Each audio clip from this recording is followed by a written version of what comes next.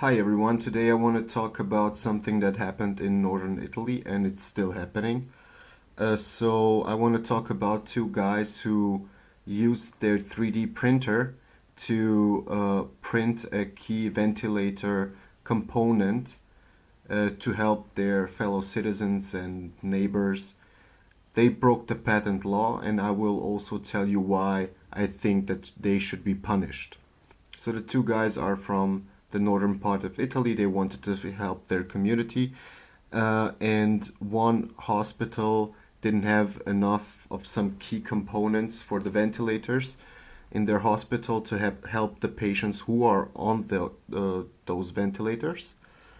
And the guys just took their 3D printer, printed out that key component. They didn't even get the measures from the company who originally has those key components and delivers them to the hospital.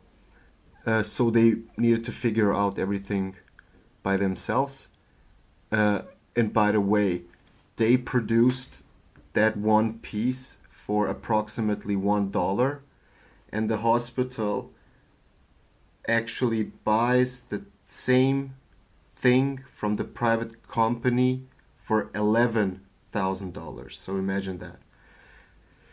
So the guys continued to print, and they actually saved approximately 10 lives with their actions. When asked why they done it, and they just said like every other normal person would do, they said they were people whose lives were in danger, and we acted, period.